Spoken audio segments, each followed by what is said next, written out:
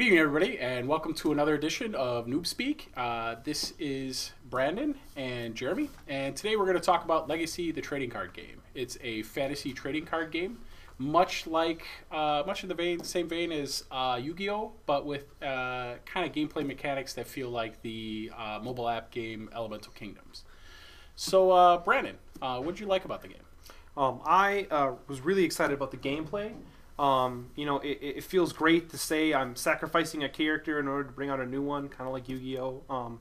The characters attack directly in front or to the side, which is very awesome. And you can attach equipment and play field cards, kind of like Yu-Gi-Oh too. But Okay. it's a little different. All right. And Jeremy, what did you think? Going from a basic standpoint, I did like the card art. It wasn't very intricate where it was overpowering the card.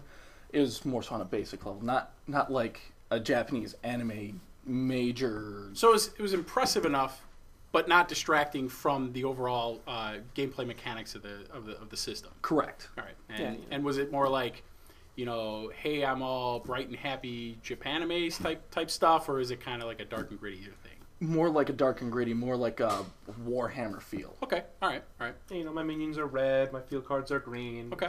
Pretty simple. All right. And what didn't you like, Jeremy?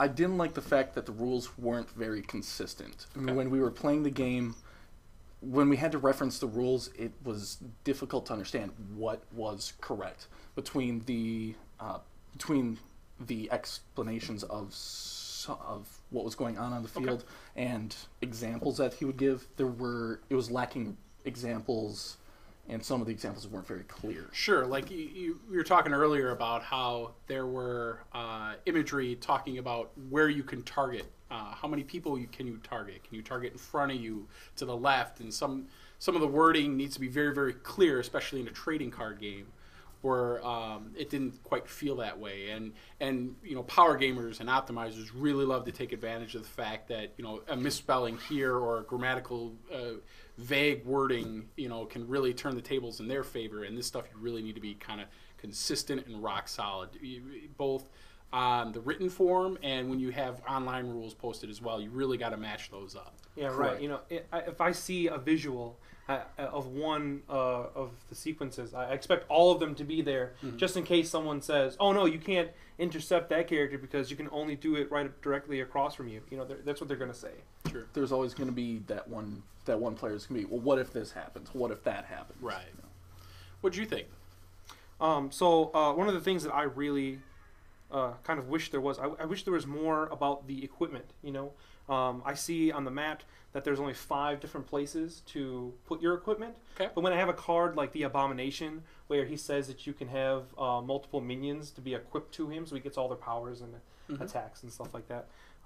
But if I have a whole bunch of minions on the field, I can no longer add any more equipment. So there's just my only card. So there's vagary as to whether you can have, is it say there's only 5, or can I just keep extending it? Yeah, up? like do they all stack up for that one guy in that one spot, or is there only 5 equipment on the field? And we tried looking at the rules, right. Jeremy? And it kind of falls back to what we were talking about before about Yeah. being consistent and clear on those rules. Right. It's not clear. I mean, I kind of just assumed that there's only 5 total equipment. 5 That's is okay. 5 is 5 across the board.